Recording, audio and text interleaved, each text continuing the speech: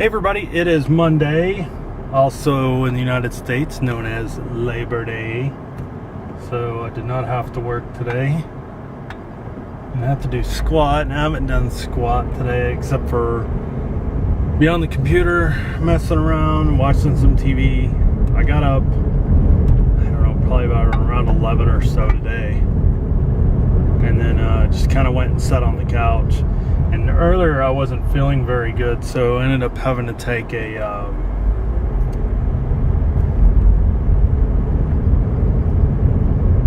one of my pills, one of my heart pills. I think they're called, I think I keep calling them nitroglycerin. I don't know if that's the right name or not. It's Nitrostat, so it's nitroglycerin. I am right. For some reason I wanted to call it something else. And then of course, as if you've been watching my videos since all this heart crap started, it gives me a massive headache. So I ended up having to take a pain pill to get this headache to go away, and it still hasn't. I'm actually driving by my wife's work. Her boss was asking questions about some computers I gave him before, but he's not up here. I was gonna come up here and help him, and I wasn't feeling good earlier, and so I decided to stick around the house and not go anywhere, and try not to be in, any pain or. No, he's not there. To come up here this week, since I'm working half days, I'll have to come up one day this week and help him out and get them all set up for him. But I'm going to go get something to eat right now. If I can get my headache, hopefully that'll help get my headache to go away too, because it's really bad. That stuff just opens up all of your arteries and veins and dilates everything, and you end up with like this excruciating headache. So for those that have had migraines, it's similar to a migraine is how I would put it. And I've had migraines before, and so I would say it's similar to that. It's not like a really bad migraine, but it's definitely not a good one, that's for sure. It definitely hurts like hell, but I can still function for the most part. Speaking of functioning, I wonder if the feed store is open today, because the goats are out of food. I think we should rush over there and find out. We ended up trying to milk Gertie last night, and that was a disaster. We need to redo the milking machine thing. Stand works pretty good. You got to hold her though, and I had an idea on something we could do, but I think she would just hurt herself because she was being a jackass last night, and we were having to hold on to her. It's just, we really should have just bought a rig and not tried to build something ourselves as far as milking her, and just use that. But it's cheaper to try to build it yourself first, and then if you fail, then you say screw it and I'll just deal with it and buy one later on. But it was pretty much a disaster. So and she didn't give us much milk, and I think we really need to milk her every day to get her milk production back up. And so we either need to fix that automatic milking thing that we made, the suction thing we made, or give up for right now and let her get pregnant again from Cletus, and then have babies, and then we can do it again. So, and speaking of babies, we're getting rid of Hansel and Gretel here soon. Or actually, I took some pictures of Gretel earlier. Hansel's an ass, and he didn't like his picture taken anymore. So he kind of hid from me when I pulled out the camera. So I gotta wait and catch him so I can take some candid shots of them eating and just hanging out and playing and stuff. I'm hoping this place is open, because we are out of goat food. This is a new place. It's called Living Good. It's where we've been going, and I bet you they're gonna be closed today. Yep, they're closed today. So they're gonna be getting some sweet feed. and then we'll just deal with them. I'll just either come do it, or actually my wife will have to come do it. So I'm still not allowed to do anything strenuous for 30 days. So, but at least I got one thing accomplished today. I got a hotel room booked for a vacation. That's all I can tell you. Can't tell you where it's at or what day or anything. Like I said, for most people, there's a few people that watch that know, and then there's some that just don't have a clue, because they don't know me like personally. What the hell? You know, I get distracted easily. Somebody has been tagging the bridge. Jackasses. But at least I got that accomplished. I haven't been wanting to do much on vacation because I was afraid we weren't going to get to go. Doctor was really adamant about there's no problems, we should be able to go. Just need to make sure that I take my medicine every day, and that I'm watching what I'm eating and keeping up with, you know, my exercise level once I'm allowed to go back to doing stuff besides just walking around and feeding the animals, which is about all I do right now. So, and that'll be up in a couple of more weeks. And so then once vacation rolls around, I'll be free to do whatever. And she was perfectly fine with just letting me do whatever and go on vacation. So hopefully vacation goes okay and I don't have any like major problems or anything while we're there.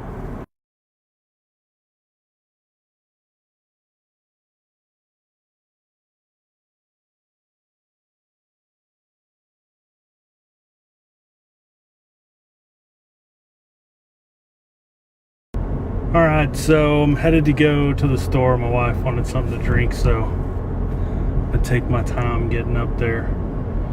Just when I pulled out of the driveway, and there was somebody in the next block coming our way, and so I, of course, backed out, and they were still in the other block, and then I went down my street to the end to go take a left, and they like really like got right on top of the back of my car, like really close. Well, what their deal is. And it's not too smart considering they live on the same damn street. They just live a couple blocks down. You're gonna act like that? I'm starting to think that people just don't have the mental capacity to do much anymore, except for breathe oxygen and shovel food into their mouth. That common decency is out the window. That's for damn sure. Especially living in a small town, which you guys should know by now I hate worse than anything. Big towns, you don't deal with this as much. You got a lot more people you got to deal with, and so you have to be a little more decent. Even though I do have to say, you know, I grew up in Dallas-Fort Worth area, and there's a lot of scumbags. But you know, I didn't have nearly as many problems with neighbors as I have living in this small town. I mean, occasionally I'd have, like, living in an apartment, I'd have a neighbor that leave their stereo up really loud, and I'd have to go knock on their door and say, hey, can you turn it down? Not everybody wants to listen to the same music that you're listening to. Occasionally I'd get somebody that'd be a smart ass, and I would just let the building management handle it and be done with it, and, you know, go on with my life. When you own a house, you know, you got to call the cops. When I lived in an apartment, we didn't normally call the cops unless we absolutely had to. Luckily, living in Arlington, I knew the majority of the police officers, so if I called the cops on you, you're probably going to get a ticket. So I didn't deal with as much. I mean, we had this one neighbor occasionally be a jackass, and I'd go over there and then they wouldn't answer the door. They'd turn the radio off and hear me knock, and then they'd turn it back up and never come answer the door. And we told the leasing agent about it, and she went up there and knocked on the door and said, "I'm with the apartment management. I need to speak with you about your music." And they wouldn't open the door for her either. And the next thing we knew, the cops were dragging them out of the apartment and dragging them down a flight of stairs and throwing their ass in jail. I guess the guy that was on the lease was wanted for something, he had a warrant. But that's literally as bad as it ever got. I mean, there was a couple of times where there was accidents that would happen or something in the apartments. We'd have to call the cops. But most of the time, the neighbors left you alone, or you just let the apartments deal with it. But man, living in a house, and you got to deal with not only your neighbors, but people like up and down the street, and being in a small town, you know, one thing happens and everybody knows about it. And that's the other thing I don't really like. I could go my whole life without people in this town knowing my business, because they don't need to know my business. They need to stay out of it. And luckily, with all my medical problems and stuff, people have stayed out of it. But we even had a neighbor one time. I was really sick. I'm trying to think which time that was. That was probably the time that I had mono. Somebody had drank out of my cup at a Christmas party, a family Christmas party, and there was a small child that was misdiagnosed with strep throat, and she actually had mono. And I ended up getting it and was sick for a really long time, about 4.5 months or so. And with this neighbor well, not even a neighbor, somebody that lived at the very end of the block on the other side, and they were renting the house. I don't think that they owned it. I have to double check with my wife. They may have owned the house, but I think they were just leasing it. But anyway, they left a really nasty note, and we knew who it was, because we knew the other neighbors, and the other neighbors knew that I was really sick, and that's why the lawn hadn't gotten mowed, and there were some branches in the yard that hadn't gotten cleaned up. These are the same branches that kept falling from trees, 2 trees that weren't even ours. They were actually on city property, which is still an issue that's unsettled to this day. I need to shoot out an email tonight or tomorrow and remind everybody that those tree stumps are still there, and nobody's done anything about them, and nobody's made a decision on where our property line ends now. So anyway, to get back to that story, she was one of these that was really hateful, but in the nicest way possible in her note. And